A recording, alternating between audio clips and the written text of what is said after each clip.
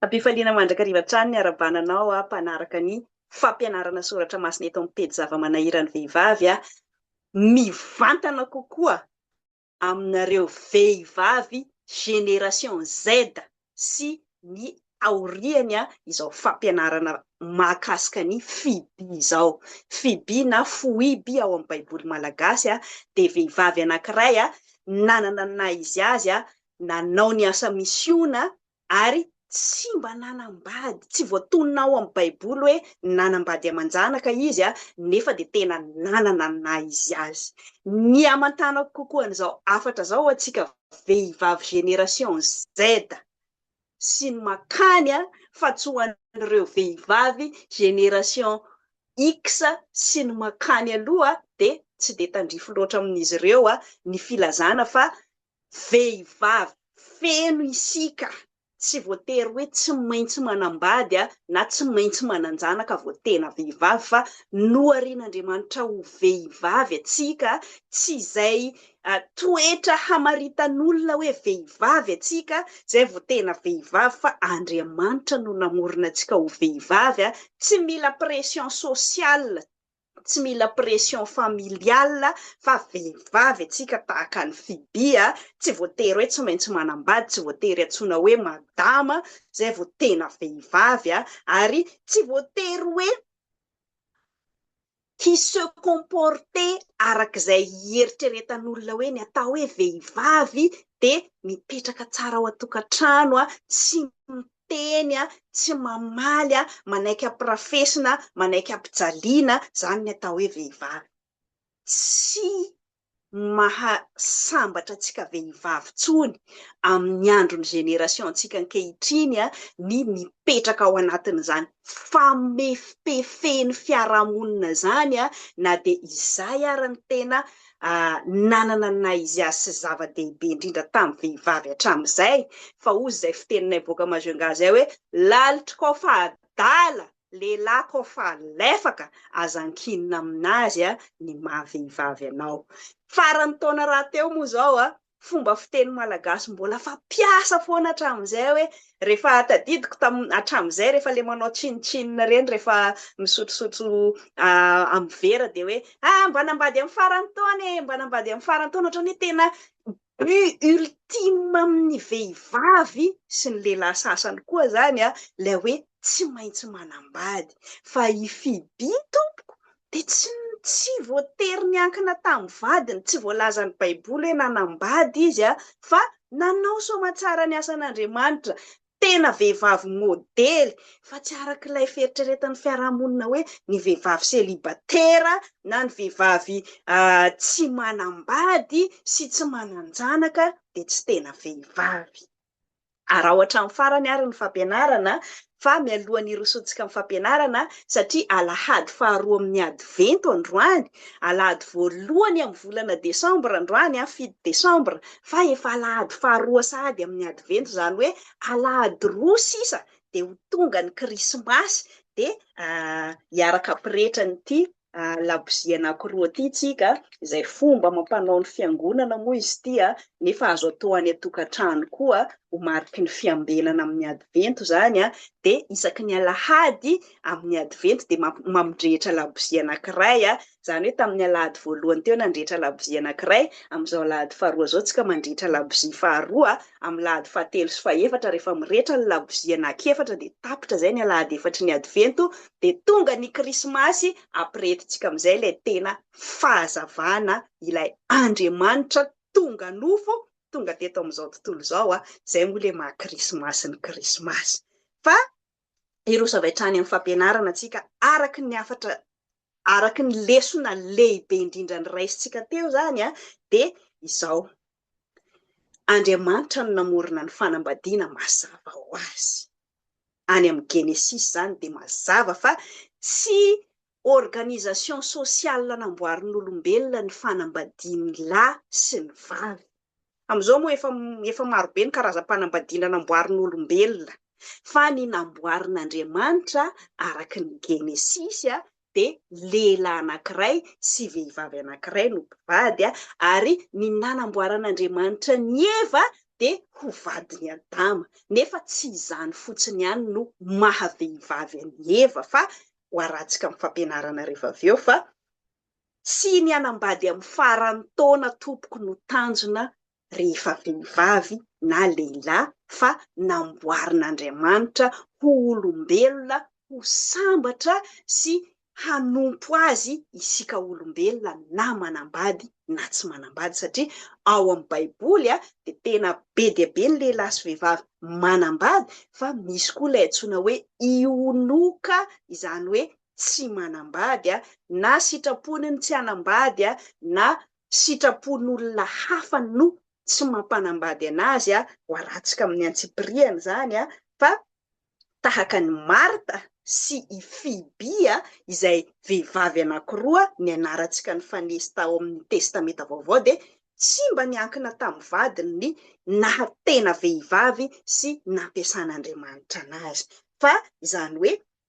afaka manao ny asan'Andriamanitra soma tsara isika vehivavy na manambady na tsy manambady. Ary ny fahatelo dia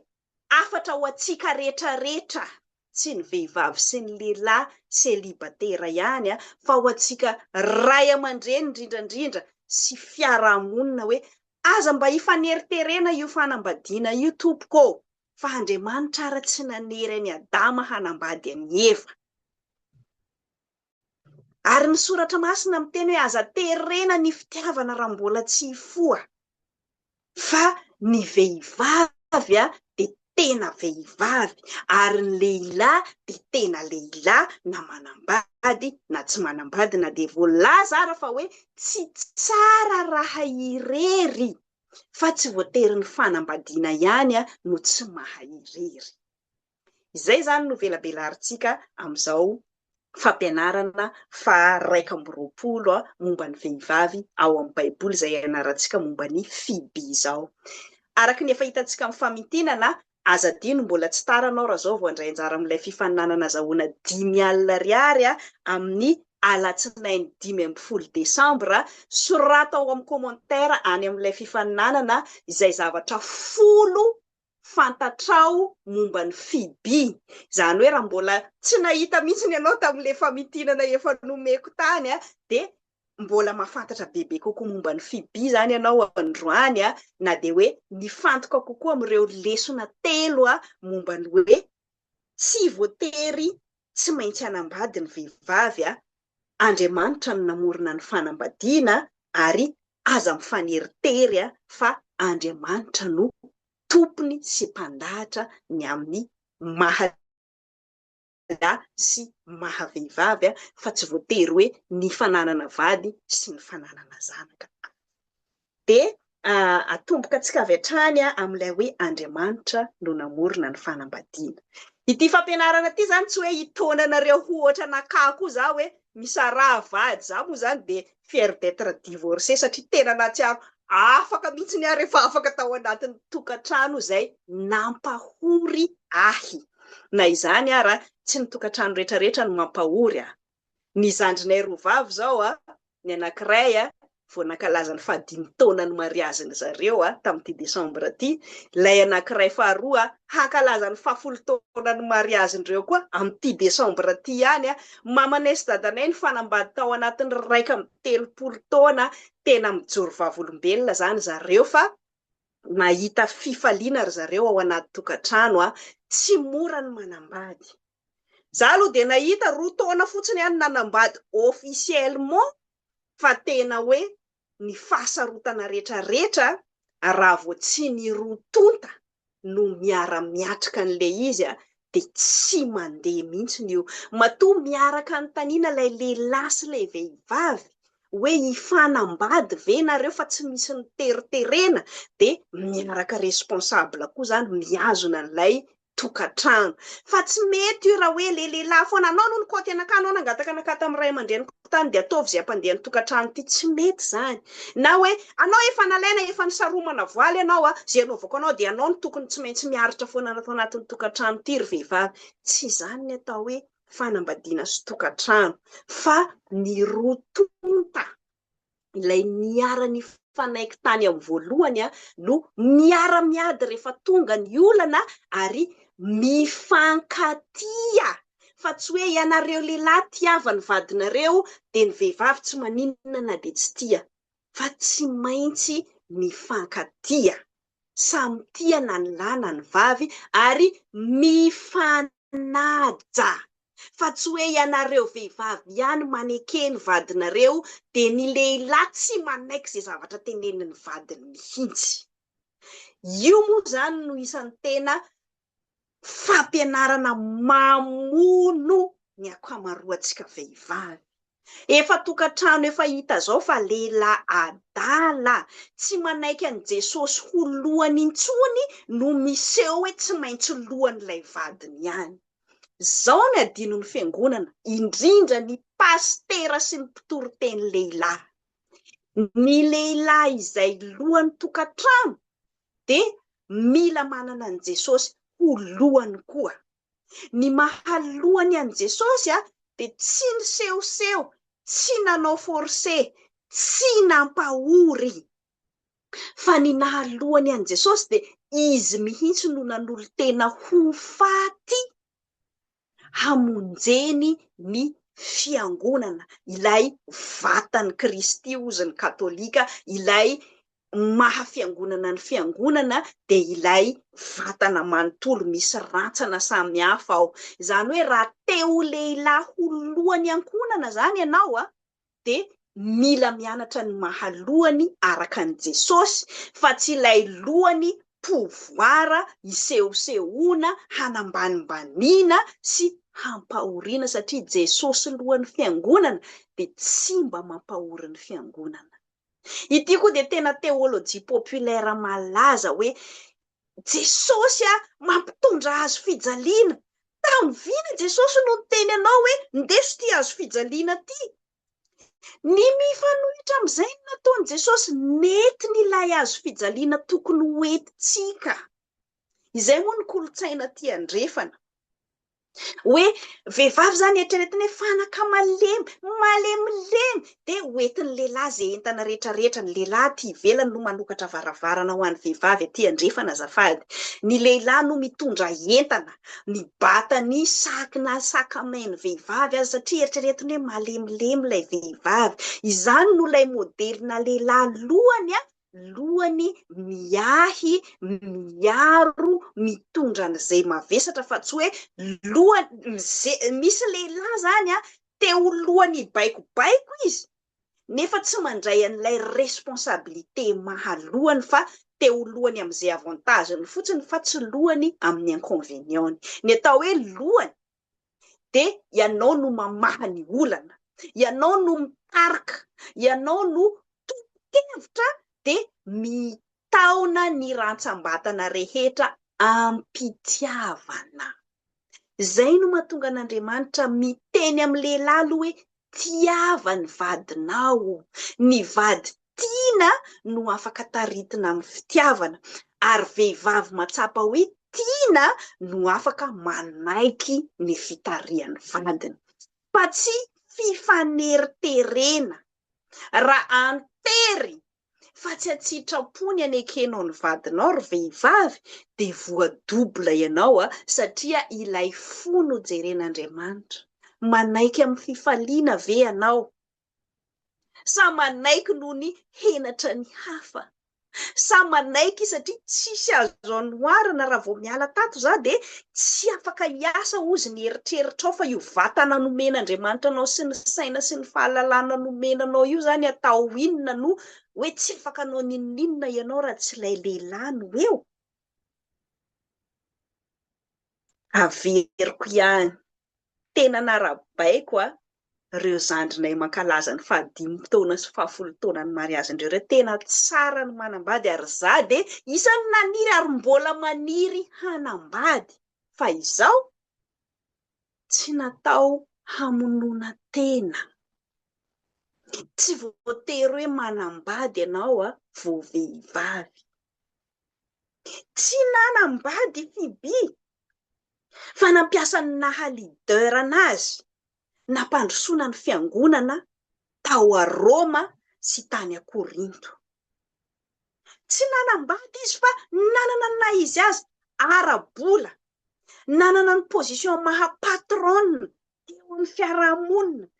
nanana fahaizana izy, nahay namaky teny grika izy matoa nahay nitondra ny epistily ho an'ny romanina tamin'ny teny grika tamin'ny fiangonana tany a Roma. Zany hoe tsy voatery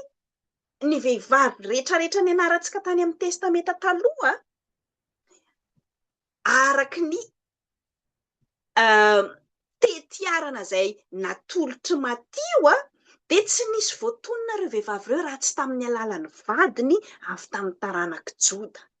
Fa raha azontsika onona tsara manomboka amin'ireo vehivavy ao amin'ny testameta vaovao, zany hoe ny fanekena vaovao, de tsy voatery miankina amin'ny vady intsony.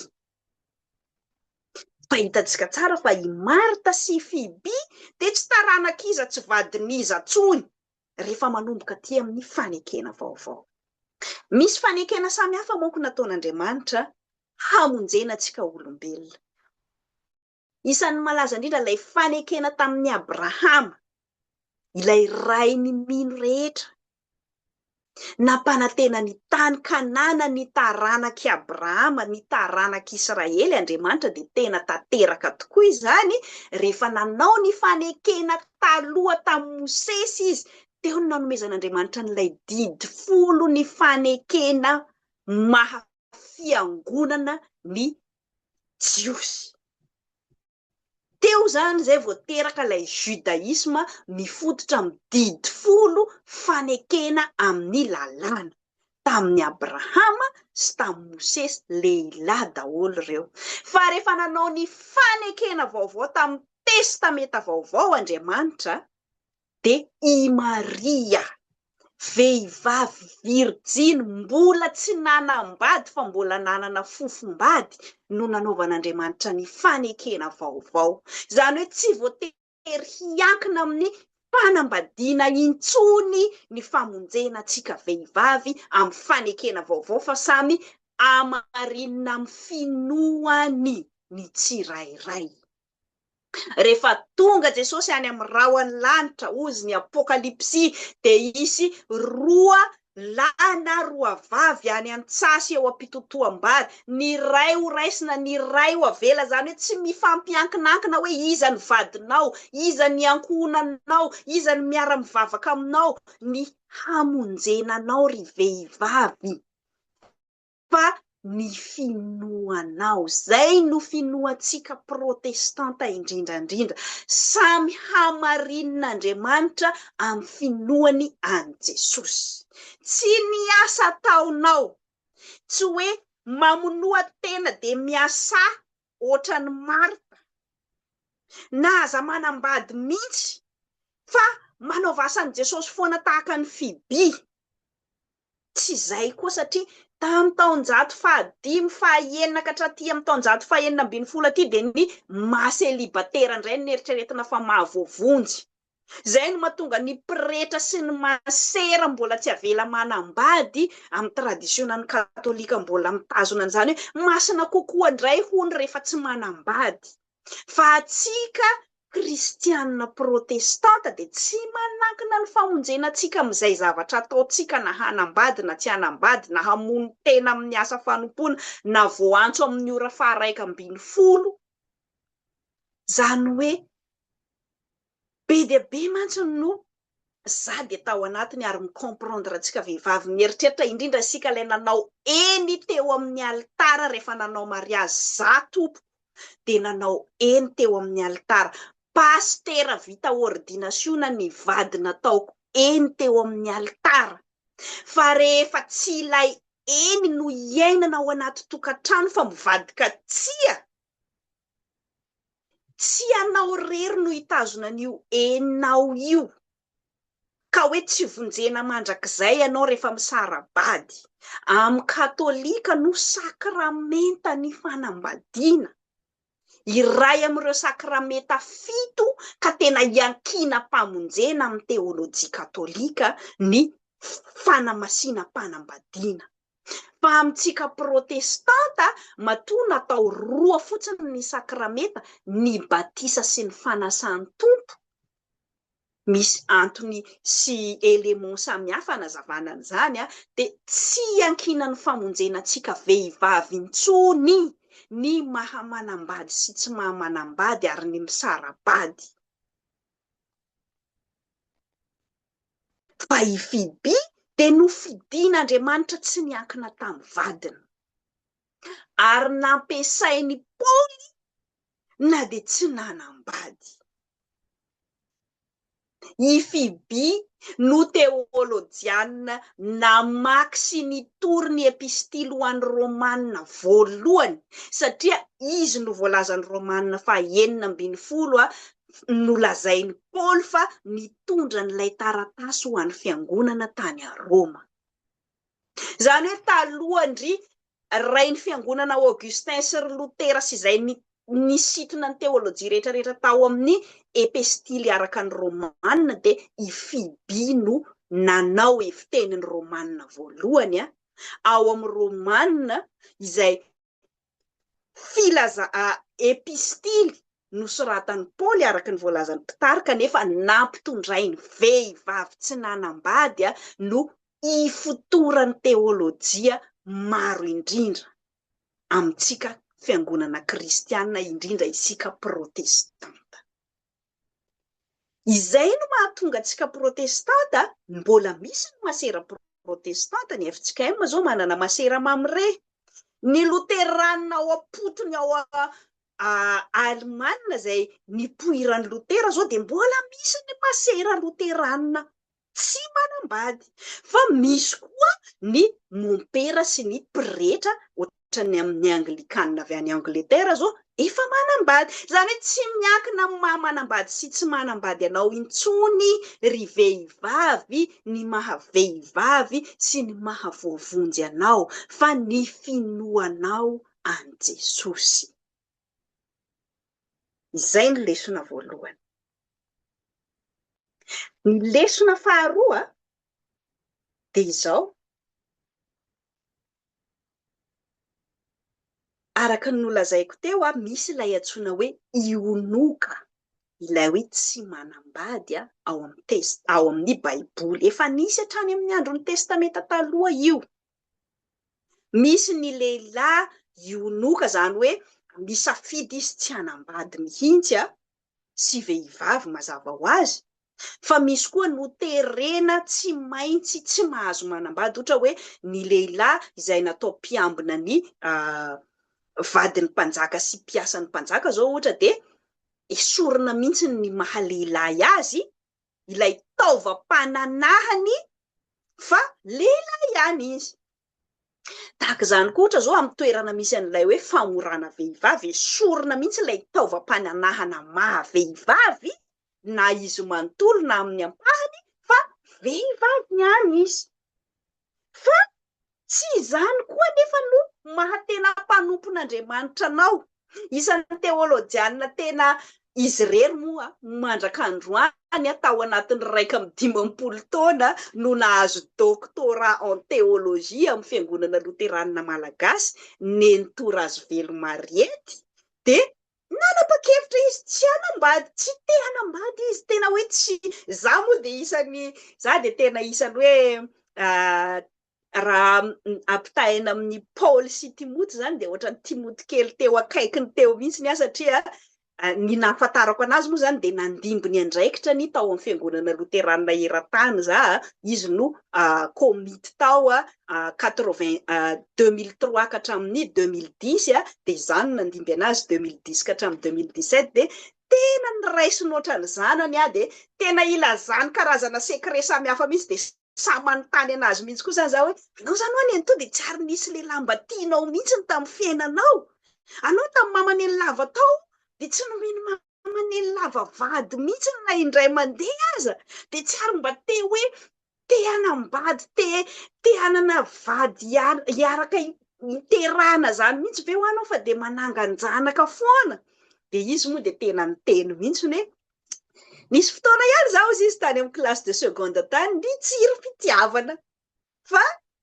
tsy tsiraikitra moa izy ny anay zay ihany ozy izy ny tadidiko zany hoe tsy voatery tena tsy misy fitiavana tsy misy émotion mihitsy zany ianao fa afaka manapa-kevitra fotsiny tsy te hanambady za moa tadidiko misy tamin'ny vao nanapa-kevitra hoe anao teolojiana ny teny tamin'ny ray aman-dreniko sy ny ray tampoamiko de ozy ry zareo de tsy hanambady zany ianao satria mampimemo izy ty fa mahagaga hoe zay zany no réaction tonga tamin'ny sainy zareo voalohany maromaro teolojiana vehivavy loterana aminay any Majunga any amin'ny synodam-paritany Boeny Mahajanga zany tsy manambady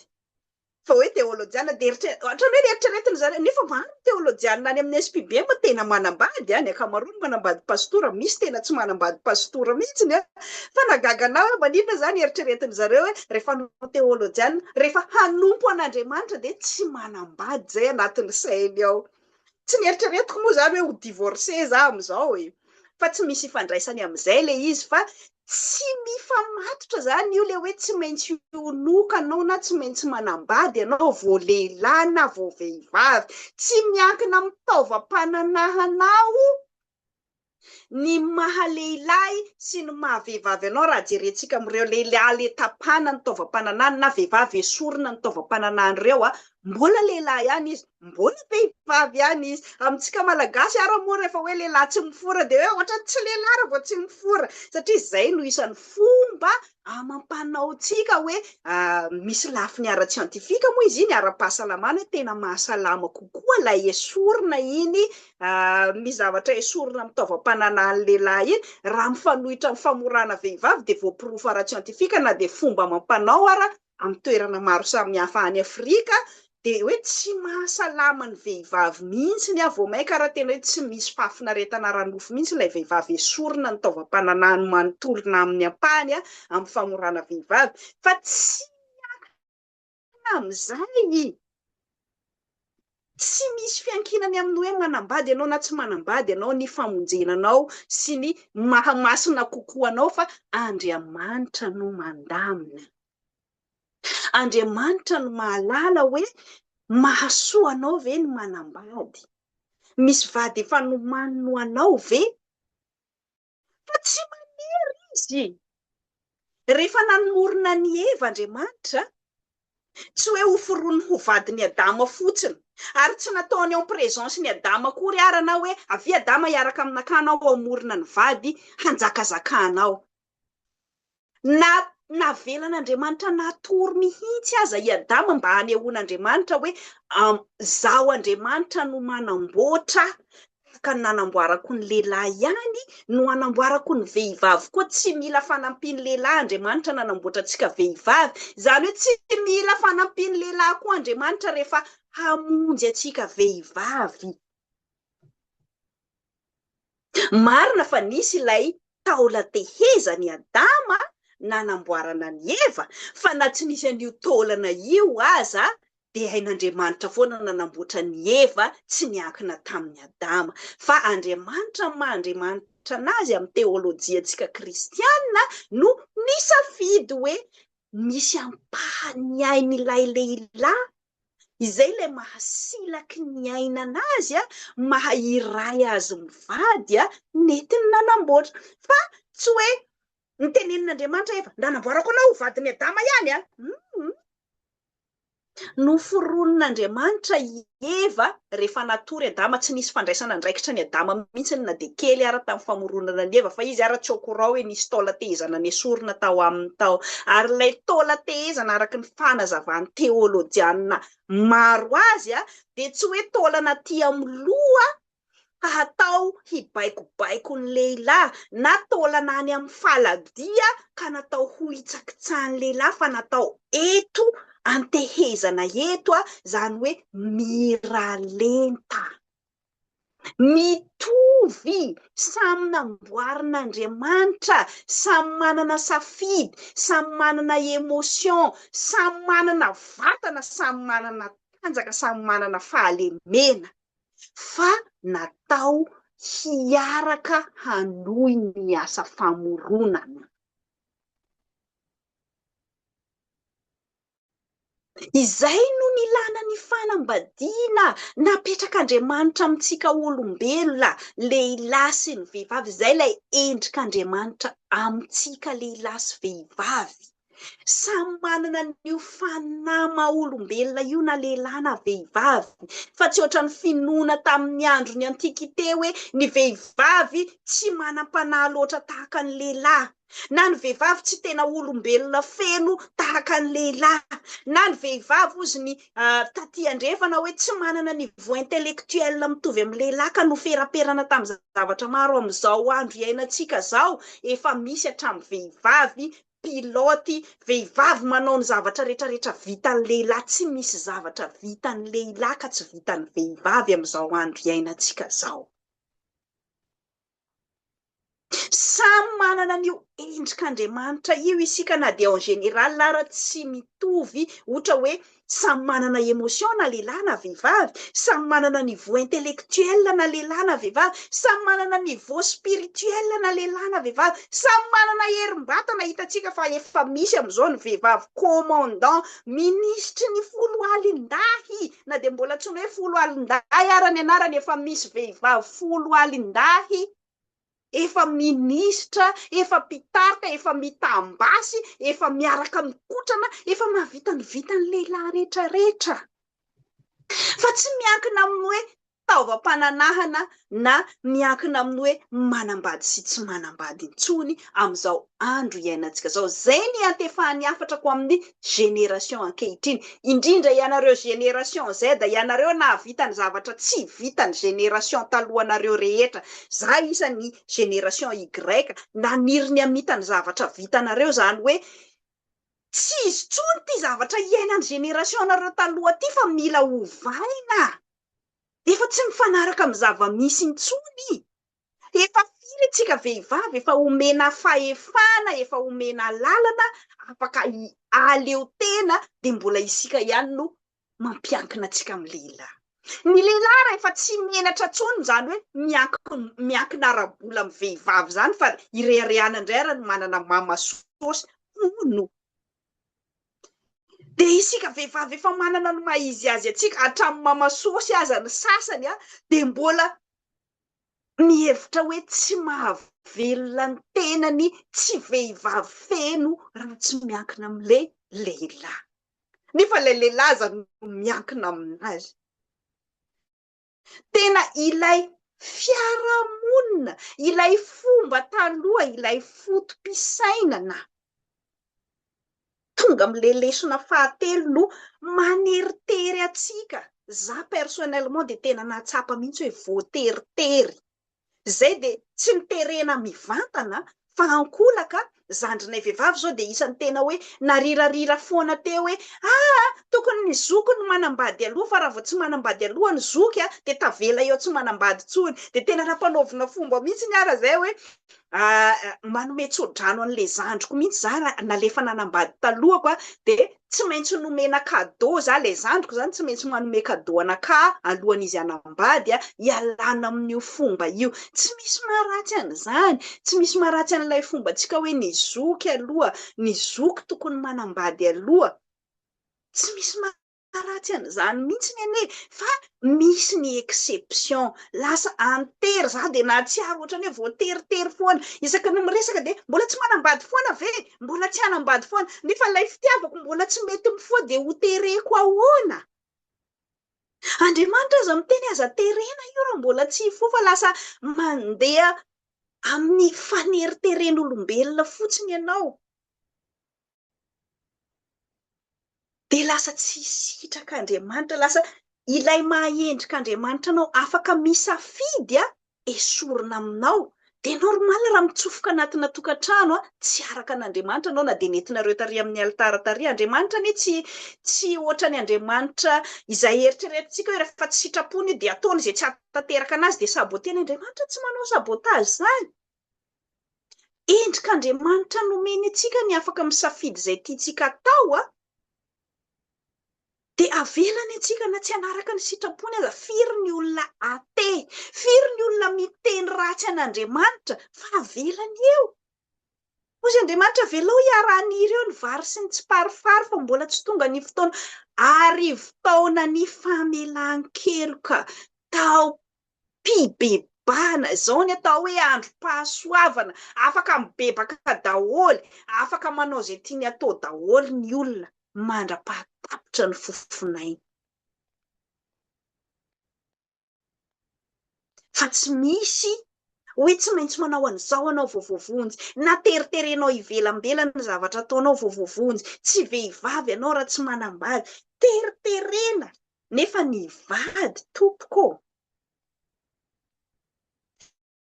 ny fiangonana moa indrindrandrindra tsika fiangonana amin'ny tany mahantra tsy manan-katolotra tsika ankoatra ny fitezam-panahy sy famonjena raina dia indraindray atsika manadino ny fiangonana ny misionerana rehefa tonga tany amintsika tsy nanangana trano fiangonana fotsiny nanangana hôpitaly zareo zany hoe ilaina ny mikarakara ny fahasalaman'ny vatana na mpisin'Andriamanitra tany Madagasikara ny antsoina hoe tobim-pifoazana satria ny konteksta antsika malagasy lafo be ny mividy fanafody manao scanner manao n'izao rehetrarehetra zao amin'ny hôpitaly izay natsangany misionera dia nomen'Andriamanitra fanomezam-pahasoavana manokana koa ny kristianina malagasy afaka manasitrana tsy ny areti-tsaina sy ny areti-panahy fotsiny fa maro ny aretin'ny nofo sitrany finoana izany hoe ny fanambadiana dia tsy ilay izay atambatra ny fiangonana forcé eny amin'ny alitara fotsiny izay no mahatonga ny fiangonana indrindrandrindra ny génération tsika taty afara ny génération tany aloha be dia be ny mieritreritra io vady nomeny Jesosy ianao dia tsy maintsy ekena fa be dia be ny olona henoko ny joro vavolombelona tamin'ny ohatra mamaneny lava moa no isan'ny malaza indrindra ny tenenan'i Jesosy mivantana manolotra vady avy amin'i Jesosy fa na mamaneny lava aza tsy nanery be dia be ny tsy nanaiky ny vady nomeny Jesosy anazy tamin'ny alalan'ny mamaneny lava fa mamaneny lava tsy nanozona ary tsy izay tokantrano rehetrarehetra ny lazaina io ny vady nomeny Jesosy ianao koa no tsy maintsy rava rehetrarehetra misy tena mpivady fantatro ny joro vavolombelona tamiko mbola mpivady izy mivady hatramin'izao hafa mihitsy ny vady nomeny Jesosy anazy tamin'ny alalan'ny mamaneny lava tamin'ny voalohany dia rehefa tsy nanaiky ilay vady voalohany dia nomen'Andriamanitra hafa indray izy mbola tamin'ny alalan'ny mamaneny lava ihany tena sarotra tamin'akaozy izy ny nino an'izany hoe aiza koa misy Jesosy miova hevitra zany nisy zany tompoko dia mpivady mandraka ankehitriny izy sy ilay vady faharoa nomeny Jesosy tamin'ny alalan'ny mamaneny lava azy malalaka ny safiditsika olombelona Andriamanitra no namorona tsika hanana safidy fa tsy ilay fiarahamonina no haneritery anao na za koa aloha tena micomprendre tamin'izaho mbola tsy natao mariazy dia mba nanofinofy an'izany ohatra ny zazavavy sy ny vehivavy rehetrarehetra hoe mba tiako re zany mba atao mariazy zany mba hitafy lamba fotsy zany mba hatsoina madama zany normal zany amintsika vehivavy ny lehilahy koa ny manana ny maha izy azy izy rehefa hoe manambady ny soratra tena hoe manana ny maha izy azy eo amin'ny fiarahamonina anao fa tsy terena raha mbola tsy mifoha ny fitiavanao aza terena rehefa noratraina ny fonao aza terena za moa zany dia efa niodikodina ny andro ihany aiza ihany ary Jesosy zany manaitra ny foko zany ohatrany tsy misy mihitsy fa dia efa hoe voateritery eto dia tsy maintsy zay tonga eo dia efa iarahana any foana sitrany mety misy nohony miteny lasa tianao foana io rehefa tonga ao tena par expérience ny anahy ny ainako fa rehefa tsy tianao io dia tsy tianao fa tsy hoe tianao azy zany io rehefa tonga ao azo ataony miaraka eny foana tsy misy fitiavana raha zay no mety aminao misy aza moa atao fiteny malaza hatramin'izay rehefa mbola azoko ny karamany sy ny volany dia efa izay ny zava-dehibe amiko io tavangy ny lasitara nandeha pirafy anao inona tsy ilain'ny sasany ny attachement émotionnel fa rehefa hoe mamelona anazy ao an-trano ao manome honneur anazy ao amin'ny fiarahamonina sy ny fiangonana sy ny manodidina dia izay ny vady ilainy safidy koa izay tsy azo ifanomezan-tsiny io fa misy kosa nefa ny sasany tena mila hoe za kosa mba mila lay fonay roa mba mila miara-mitepo ny projet de vie-nay tokony mba mitovitovy fa tsy hoe za vehivavy te hiasa de nefa izy mila vehivavy hikarakara tokantrano tsy mikolona zany na de mifankatia ary ianareo misy zavatra tsy mikolona ao de tsy voateriterena le izy. Misy sasany zany efa hita hoe lehilahy mampirafy na vehivavy mampirafy tsy zakako ny fampirafesana de manantena hoe rehefa alainy an-trano za de iova izy tsy hampirafy tsony. Mbola vao tsy tonga ao aza anao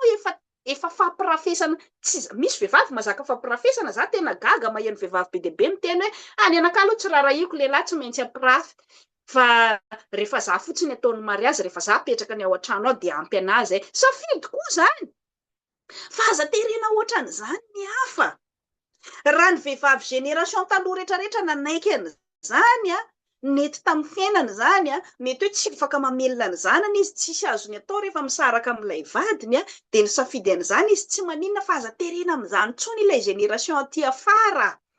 Ny génération aty afara indrindra ny génération Z mankaty araka ny lazaiko teo misy critère marobe zay mahatonga anazy hatreto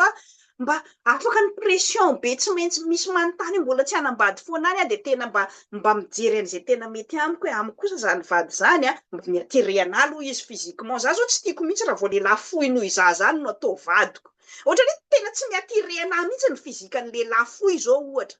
de tsy tereko ny vatako rehefa tsy fohy na de vonona nanambady aza izy na ahoana aza izy de tsy mety amiko de tsy mety amiko. Za koa zao za tsy tady vady hoe amelona anaka zany za efa velominy Jesosy foana za hatramin'izay nomeny fahaizana za afaka miasa za tsy any amin'ny resaka hoe tsy maintsy lehilahy manam-bola zao ohatra ny ilaiko ny anakah zay fa misy zao vehivavy ohatra hoe tena tsy maintsy lehilahy manam-bola ihany no afaka mety aminy satria izy tsy afaka miasa ohatra na kamo izy na ahoana safidiny zany samy manana ny anazy fa aza terena. De iomezana ny sasany hoe za kosa raha vao lehilahy mampirafy zany kosa de tsy mety amiko io kosa aloha de tsy mety amiko koa io na ahoana de ozy ny sasany hoe de tsy hanambady zany ianao de tsy maninona ho ara tsy hanambady za fa tsy mety amiko ny ampirafesina. Misy vehivavy be deabe tsika génération aty afara indrindrandrindra isan'ny zava-dehibe amintsika zany hoe fidelité zany de nefa terena fotsiny hoe ny an'ny sasany moa za de nandalo an'izany tratranao izy nampirafy de hoe ao fampiakariko vady ianao. Hitantsika be deabe zany amin'ny fiarahamonina eny misy ara samy publieny anazy mihitsy tsy mifona tsy maninona tsy mampanantena io fa de hoe penana fotsiny am'le hoe ndao hanambady de samy miala de anantena avy ianao hoe tsy hampirafy ianao zany izy rehefa avy eo rehefa zay no ataony lalana hialany an'ilay fampirafesana nataony ianao. Ka ny fanambadiana zany tsy voatery hoe izay mety aminao no haneriterenao ny hafa fa samy manana ny kriterany io. Indrindra tsika vehivavy efa mahaleo tena ara-bola sy ara-tsosialy tahaka ny Fibi de manana zoatsika hametraka an'izay safiditsika sy izay critère tsika koa hoe ny anakah mila mba mikolle am'izay ilaiko physiquement émotionnellement ara-bola ho an'izay milany zany mitovy ve ny projet de vie nay. Misy ny tena manao zava-dehibe ny lafiny spirituel za koa zao de mba maniry mba kristianina ny ilaiko hitsinjova koa ny zanako mba tiako hoe mba mahita modely ao atokantrano izy hoe ohatran'izao zany ray aman-dreny mivavaka zany fa misy zao olona tsy mandray hoe samy manana vie privée io amin'ny fivavahana ny zanako koa tsy rarahiko zay fivavahana safidiny any rehefa lehibe izy afaka mifidy na samy mandeha amin'ny fiangonana zay mivady safidy io tompoko efa tsy mety am'izao génération am'izao tsony izany faneriterena na hoe tsy maintsy manambady ianao vao manana ny maha izy azy anao zany fa indrindrandrindra Andriamanitra tsy mijery an'izany vao hamonjy antsika vehivavy fa ny finoatsika ny maha izy azy atsika tahaka ny nataony Fibi no jeren'Andriamanitra hiantsony atsika anao ny asany sy hamonjeny atsika ho amin'ilay fiainana mandrakizay ao aminy fa tsy voatery hamono tena hoe tsy maintsy hanambady isika vehivavy vao afaka manao ny asan'Andriamanitra na vao tena vehivavy na vao afaka miditra ny fanjakany lanitra fa Andriamanitra no namorona antsika ho vehivavy. Andriamanitra no mitsara antsika araka ny finoantsika. Ka raha vady efa mamono anao ara-batana, mamono ny projet de vie nao, mampahory anao ara-tsaina, tsy manaja ny finoanao, tsy mahavelona anao ara-panahy, korotandavany ao atokantranonareo fa tsy na iresaka amin'Andriamanitra raha tsy vitanao tsony.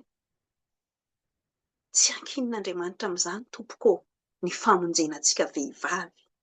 Fa na vehivavy tsy manambady tahaka ny Fibi aza dia afaka ampiasain'Andriamanitra ary vonjen'Andriamanitra. Ka tsy latsa-danja amin'izany isika vehivavy malagasy. Na manambady ianao na tsy manambady ianao, tsy ankinan'ny famonjenanao zany tompoko. Fa ny finoanao, ny fampiasanao ny maha izy azy anao, tahaka ny nataon'ny Fibi, izay no jeren'Andriamanitra aminao. Dia ho an'Andriamanitra irery anie ny voninahitra